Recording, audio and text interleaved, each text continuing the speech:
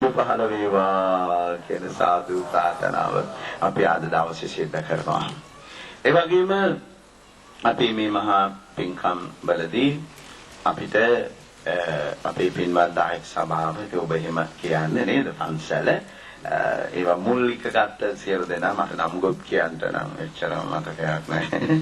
ඉතින් අපේ ජයසූරිය මැතිතුමා ප්‍රමුඛ කොටගෙන අපේ කොළතුංග මැතිතුමා ප්‍රමුඛ කොටගෙන සියලු දෙනා අර එතුමා කිව්වා වගේ ඇත්තටම ඔබට මාව දකින්න ලැබුණේ ඔබට මට එන්නට හිත දුන්නේ මේ අපේ කොළතුංග මහත්මයාගේ තිබිච්ච පෙරත්ත කිරීම සහ එතුමාගේ හඬේ තිබිච්ච නම්‍යශීලී භාවය. නම්‍යශීලී භාවය සාමාන්‍ය මම රටකට යන්නේ ඒ එක දේවල් දාලා ඒවට දෙනවා මෙන්න මේවා වෙන්න මොකද නිකම් බෑ. හැබැයි මම එතුමාට එහෙම කිව්වේ නෑ. මම එතුමාට කිව්වා මට පුළුවන් නම් පිරිසක් එක්ක ඉන්න වෙලාවක වැරදිලා හරි ආවොත් එහෙම මට තනියෙන් ඉන්න කාමර කෑල්ලක් දෙන්න කොමඩ් දෙකක් තියෙන තැනක් හොයලා දෙන්න කියලා. මම කිසි දෙයක් එන්නේ නැහැ. මට ඒ ටික නම් ඕනේ. වෙන අයට දාන කිසිම නීතියක් රීතියක් මම එතුමාට දැම්මේ නැහැ. මම කිව්වා ඊට පස්සේ හොටෙල් මං කෝනේ මට කාගේද දායක මහත්තයෙක් ගෙදරක පොඩි කාමරයක්. එහෙම තිබුණා 7-5ක් වියදම් වෙන වැඩ කරන්නට එපා.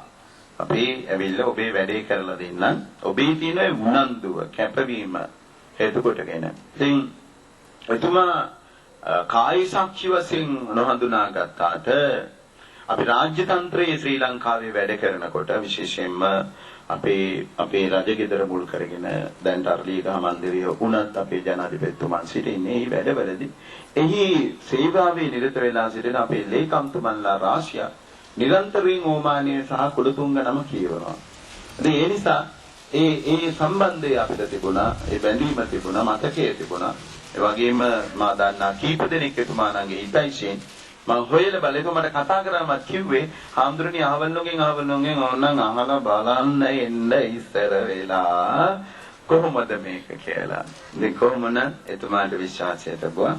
ඒ විශ්වාසයේ කිසිදු ආකාරයක පළුද්දක් නැතුව ඔබ සියලු දෙනා ආරක්ෂා කළා. ඒ සඳහා මේවා මෙහෙවමින් බොහොම ගෞරවයෙන් හැම කෙනෙක්ම අපේ ජයසූරිය මැතිතුමා අපේ රටට තා වැඩදායක මැතිතුමෙක් අපේ ලංකාවේ ඉන්න ඕනේ කෙනෙක් එංගලන්තෙට ගිහිල්ලා උපාධි දරලා එක විශේෂ ශාස්ත්‍රයක් පිළිබඳව දැන් මේ රටට ඒක හඳුන්වලා දෙමින් අපේ ළමයි තියාගනිමින් කියලා දෙමින් වැඩ කරන නීතිවරයෙක්. ඒ වගේ ඇත්තෝ විශාල පිරිසක් අපිට එකතු වුණා.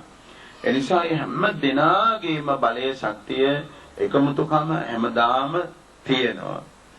ඒක විශේෂයෙන්ම කියන්නට ඕනේ හාමුදුරු කෙනෙක්ගේ මූණක් විතරක් බලන්න නෙවෙයි අනිත් දවස්වලටත් පන්සල් එන්න කියලා.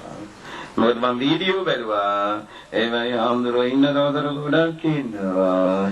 නැති දවසට තියෙන මූණි 20ක් 30ක් තියෙනවා. හැබැයි 20 30 දාන ගෙදරක් තියෙනවා, බණ ගෙදරක් තියෙනවා, හැම තැනම මේ මූණු ටික තියෙනවා. අනිත් මූණු නෑ.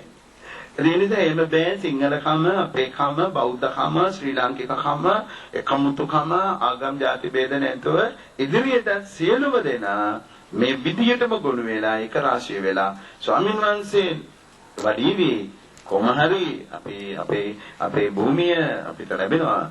ඒක විශ්වාසයි. ඒ නිසා එතන නම් අපි පදිංචි වෙන්න හරියනවා. මාසේ හරි ඉඳලා යන්න දොස්තරක් හරි. ඒ නිසා අපි බොහොම ආදරයෙන් අපේ දායක සභාවේ වැඩ ටික කරන්න මම ඒක යෝජනා කළේ. අපි නැතත් කමක් නැහැ. පිරිත් කියන්න. පිරිත් කමිටුව හැදිලා ගෙන්ගෙට යන්න. එක ගෙදරකට ගිහිල්ලා පිරිත් ටික කියන්න.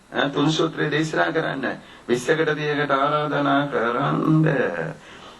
දානි ටිකකුත් පිළියෙල කරලා දෙන්න. දැන් කුලතුංග මහත්තයා අඬ ඉන්නේ. හෙට ඉඳලා හාල් ගෙනියනවලු මේ කාමරේට. මෙච්චර දවස් මගේ පස්සෙන් යපුණා ටිකක්. ආන්දරේ හෙට ඉඳලා හාල් කිලෝවක් ගෙනියන්න ඕන. ඒ නිසා අපි ඒ එකමුතුකම ඔබේ සහෝදරත්වයේ තවදුරටත් ස්ථාවර කරගෙන ඉස්සරහට යන්න ශක්තිය. ඒ ආගමික ජීවිතය ගොඩනගා ගන්න. මම හරි සන්තෝෂ භාවයටපත් වෙනවා. මම හොඳින් දන්නා කියන මෙතතුමේ ඔයයන්ට ඒක නායකත්වයක් දෙනවා. අපේ ගමට අල්ලපු ගම බලස්මුල්ල. අපේ ගමේ අපි කියන්නේ ලොකු අයියා. අපේ ජයතිස්ස මෙතතුමන් බොහොම හොඳින් මේ කාර්යය කරනවා. හොඳ දැනුමක්, අවබෝධයක් එතුමාට තිබෙනවා. සාමාන්‍ය ගී කෙනෙකුට ලේසියෙන් හොඳයි කියන්නේ. ඒක හොඳ ඒ තැන්පත්කම, යමක් සෙවීමේ ආසාව, යමක් දැරීමේ ආසාව. Tamange වැරද්දක් තියෙනවා නම් ඒක අයින් කරගැනීමේ කැමැත්ත. උගදිනකොට ඕක නැහැ. බුලි ගහගෙන ඉන්නේ නේ. ඒ වෙලේතුවා ඕක ලස්සන ටික බැහැර කරන්න. ඒක තේරුම් ගන්න. හොයන්න ලස්සනට ඒක කැමැති. ඒ නිසා ඒ වගේ කෙනෙක් මම හිතනවා අපි පන්සල හදාගත්ත දවසට නේද? අපි දෙන්න මහාන පින්කමට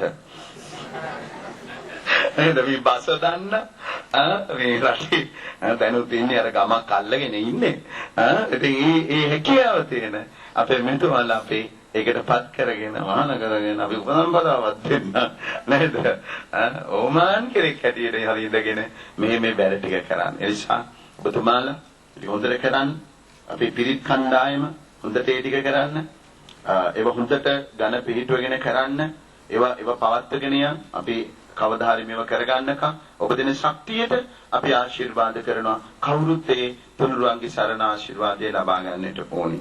ඒ වගේම අපේ දහම් පාසල අපේ මගේ දරු පැටව බොහොම හොඳ නම්‍යශීලී බවක් ආදරයක්.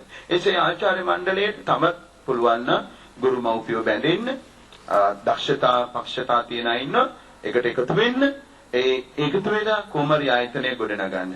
හැකිතරම් අපේ දහම් පාසලේ දරුවන්ට සම්ප්‍රදාය කියලා දෙන්න අපේ රට ගැන කියලා දෙන්න ඉතිහාසය ටිකක් එකතු කරන්න මගේ මව්පියනි ගෙදර තියෙන දහමම දහම් පාසලේ කරන්න මට කියන්නේ අර පන්සිල් විදිහටම ගන්න ඒක ආදරින් කියන්නේ පානාතිපාතා කියලා කියන්නේ මම සතුන් මම සිංහල වාක්‍ය තේරුම කියලා දෙන්න මොන හේතුවක් නිසාවත් මම දරුවොත් එක්ක කතා කරම දරුවෝ මට කිව්වා ආම්දුරනේ ගෙදරදී අපි පන්තිල් අරන් යන්නේ පානාතිපාතා කියලා දාම්පාතාව ගිහිල්ලා මම පාන නොන මොනවද කියනවා කියලා. ඉතින් ඒ නිසා කරුණාකර ඒක තේරුම දැනගන්න ඕනේ මගේ පුතාලා දුලා. අනිවාර්යයෙන් තේරුම දැනගන්න. හැබැයි තුනුරුවන් සරණ ගොස් පංචශීලයේ පිළිපදනවා කියලා කියන්නේ බුද්ධ භාෂිතයෙන්මයි. බුද්ධ භාෂිතයෙන්මයි. දැන් අපි යంత్ర මන්ත්‍ර ගුරුකම් එකක්වත් පරිවර්තනය කරලා නේද? දැන් අපි අර යකුදුරු මුත්තන නේද? මතුරන්නේ කියව ඕම් රින් කට්ටු කියලා නේද? අපි ජුරි බබාලත් කියනනේ. ඒකේ ඒ විදිහට මත පුට්ටු වේවා, ලේට ලේ පුට්ටු වේවා, නර පුට්ටු කියලා කකුලම මතුරුලා ඉලා ඉස්සුවා හුක් ගාලා. ඉතින් ඒක එකක්වත් නේද මේ අපේ පාලියෙන් අපි තියෙන මේ මන්ත්‍ර සංස්කෘත වචන ඒවා අපි වෙනස් කළා නේ. දැන් ඔක්කොම තේරෙන්නේ කියලා කියන්නේ කිව්වොත් ඒක දෙයියන්ගේ පිහිටයි. තොවි ලොක්කොම වෙනස් කරන්න වෙනවා. පමිල් වෙනස් කරනවා. පල්ලි පිටේනි වෙනස් කරන්න වෙනවා. ඒවට ඔක්කොම අර මට ඕනනම් ඔක එළි වෙනකන් කියන්න පුළුවන් මෙතන තොইলা නටලා යන්නත් පුළුවන්. මට ඕකට පාඩක්. ඉතින් ඒ නිසා හත ගාමතුරන්න ඒ හැමදේම අපි මිනිස්සුන්ට කරලා දෙනවා. ආශිර්වාද දෙන්න නැත්නම් ඉතින් මාතර ඉපදිච්ච කෙනෙක් ගන්න පිටරයාගේ මෙහා පැත්තට මේ කොළඹ කියන්නේ මේ ඇස්සරිච්ච පූස් පැටි එකක් කියන්නේ බා. අපි බෙලොකයන අපි එතන රටකට ඇවිල්ලා දැන් රටවල යන්න දෙන්නේ නැහැ. මම ඉතින් ඒකට කියනවා වෙන්නේ ඇස්සරුණම අපි යනෝනේ ආපහු. එතකොට පාර පේනෝනේ. ඕගොල්ලන්ට ඕනේ හින්දා තමයි අපි කොළඹ තියාගන්නේ කියලා. ඉතින් ඒක තමයි වැඩේ දෙන්නේ. ඒක ಜಾති ආගම